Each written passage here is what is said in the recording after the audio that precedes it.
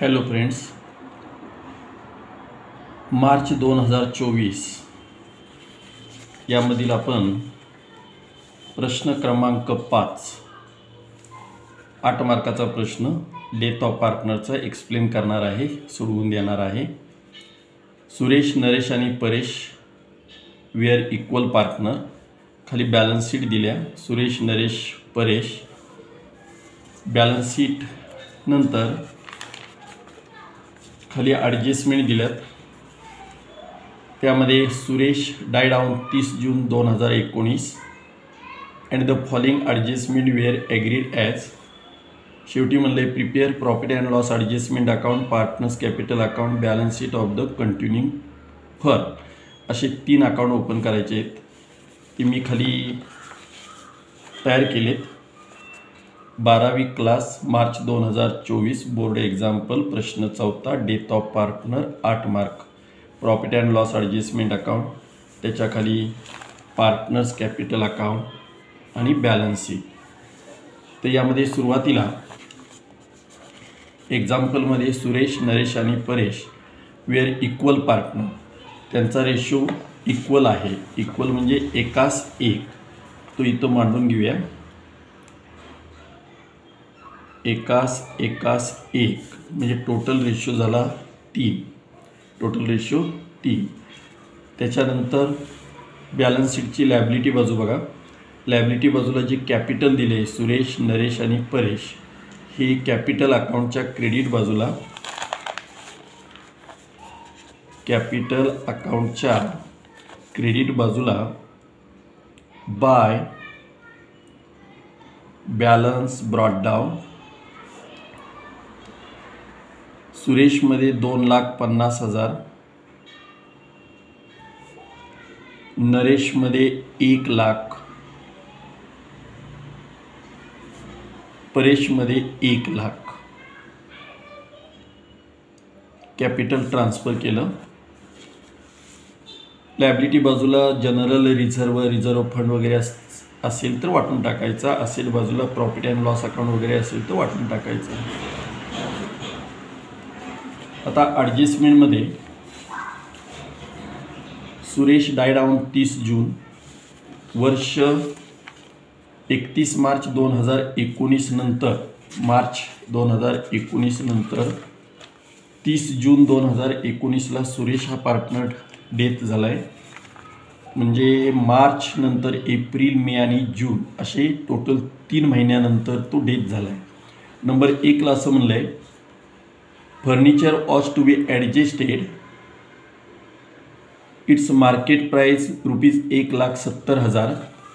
एक्झाम्पलमध्ये फर्निचरची किंमत 1,50,000 आहे, तिथं 1,70,000 दिल्या। नवीनमध्ये फर्निचरची किंमत 20,000 वाढली। प्रॉफिट अँड लॉस ॲडजस्टमेंट अकाउंटच्या क्रेडिटला बाय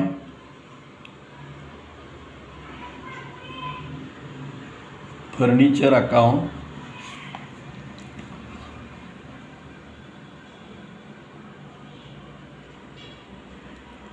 $20,000 वाढली, 20,000। दुसरा इफेक्ट बॅलन्स शीटच्या असेटला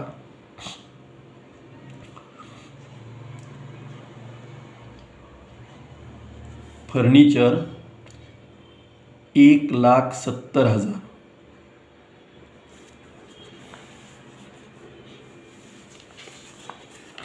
दुसरी adjustment land and building was depreciated by 10%। Land and बिल्डिंगची किंमत 10% कमी केली। लँड अँड बिल्डिंग आहे गणितात 2,00,000। बॅलन्स शीटच्या असेटला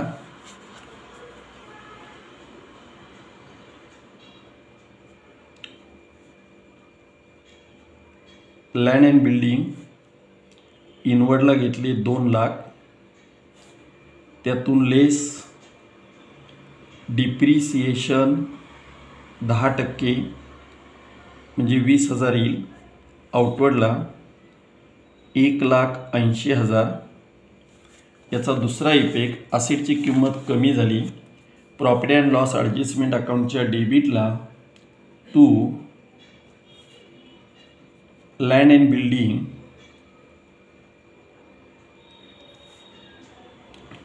to land and building account 20,000. To land and building account 20,000.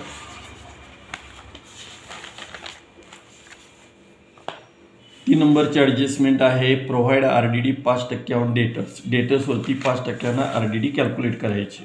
गणितात डेटर्स आहेत 1,50,000. बॅलन्स शीटच्या असेटला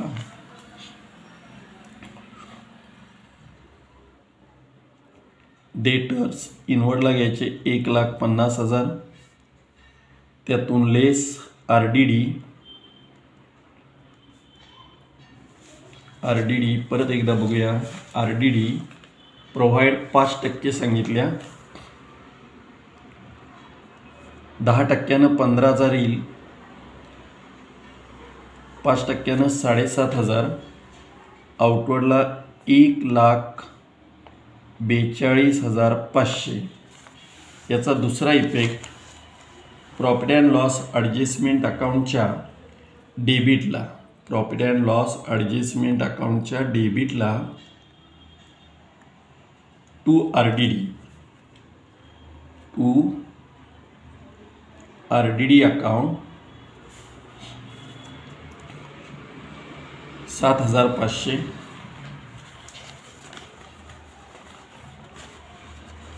पुढची ॲडजस्टमेंट आहे 4 नंबरची, फार महत्त्वाची आहे. The profit up to the date of death of Suresh is to be calculated on the basis of average profit of last year which was ₹90,000. 90,000च्या ॲव्हरेज प्रॉफिटचा बेसिस घेऊन डेथ ऑफ पार्टनरचा प्रॉफिट आपल्याला काढायचा आहे. तर 90,000वर तो कॅल्क्युलेट करायचा आहे. आता हे काढत असताना कॅल्क्युलेशन एक्झाम्पलच्या शेवटी देतो.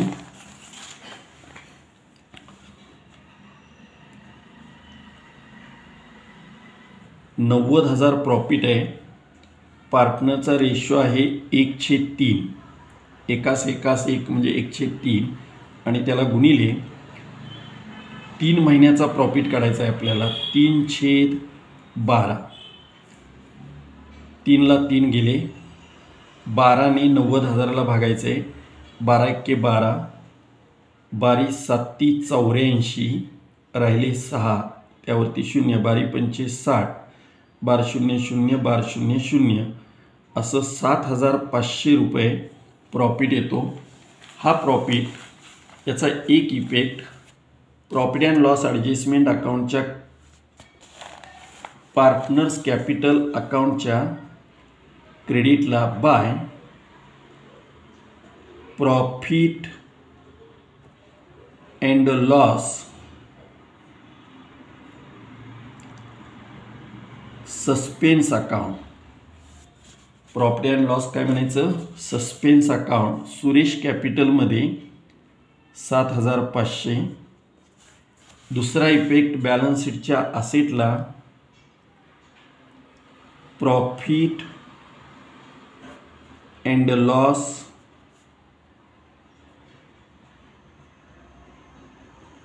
Suspense account 7,500.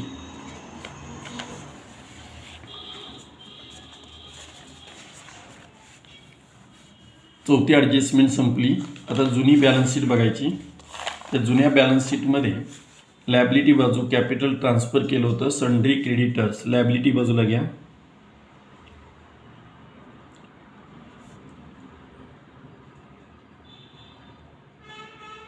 Sundry creditors 1,50,000. Asset बाजू बघा. लँड अँड बिल्डिंग झालंय, फर्निचर झालंय, डेटर झाले. कॅश बॅलन्स असेटला 1,00,000 असे ॲटम ट्रान्सफर झाले. ॲडजस्टमेंट संपल्या. आता एक्झाम्पल क्लोज करायचं आहे. आता हे क्लोज करताना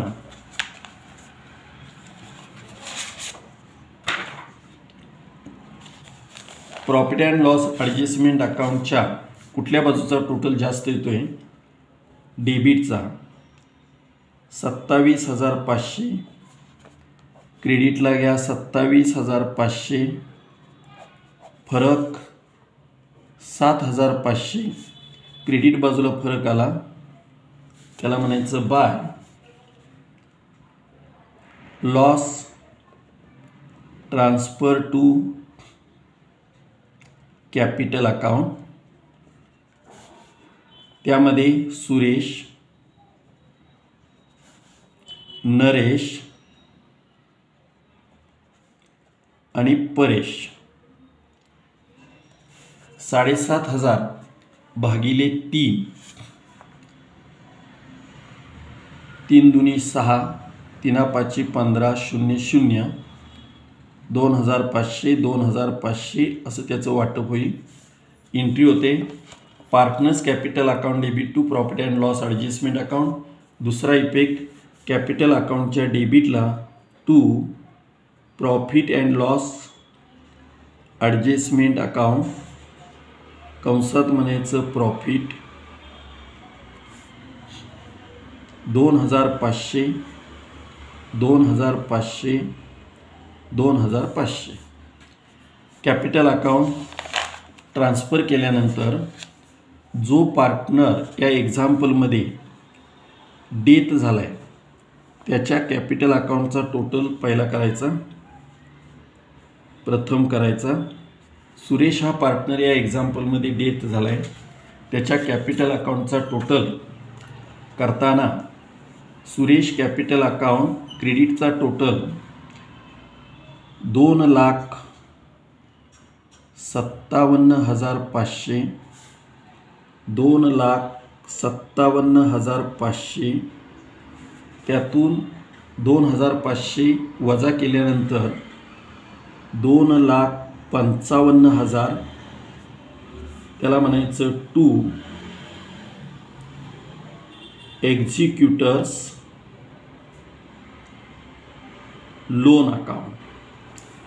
जो पार्टनर डेथ झाला आहे त्याच्या कॅपिटल अकाउंटचा टोटल केल्यानंतर जो फरक आला त्याला म्हणायचं एक्झिक्युटर्स लोन अकाउंट. याचा दुसरा इफेक्ट बॅलन्स शीटच्या लायबिलिटी बाजूला सुरेश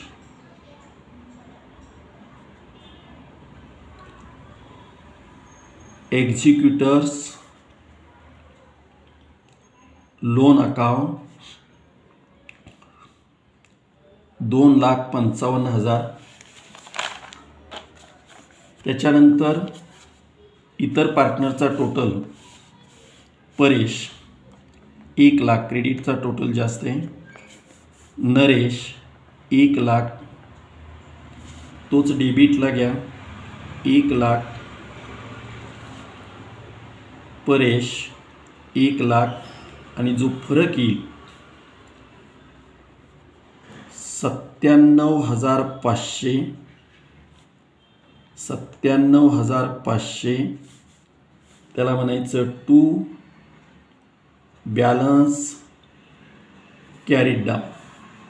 आणि हा कॅरी डाऊन बॅलन्स शीटच्या लायबिलिटी बाजूला capital account Naresh 97,500 Paresh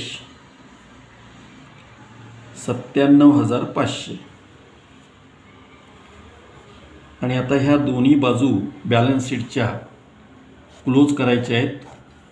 close झाल्या टॅली झालं पाहिजे. एक्झाम्पल इथं बघा 0 0 5 आणि 5 10 हातचाला 1 7 आणि 7 14 1 15 आणि 5 20 हातच्याले 2 9 9 18 19 20 20 आणि 10 20 आणि 10 30 हातच्याले 3 3 4 5 आणि 1 6. इथला टोटल आला लायबिलिटीचा 6,00,000. क्रेडिटचा बघा 0 0 म्हणजेच असेटचा 5 आणि 5 10 हातचाला 1 7 8 9 10 हातचाला 1 5 8 आणि 7 15 आणि 5 20 हातच्याले 2 3 4 5 आणि 6. असा बॅलन्स शीटचा टॅली 6,00,000ला टॅली होतोय. धन्यवाद.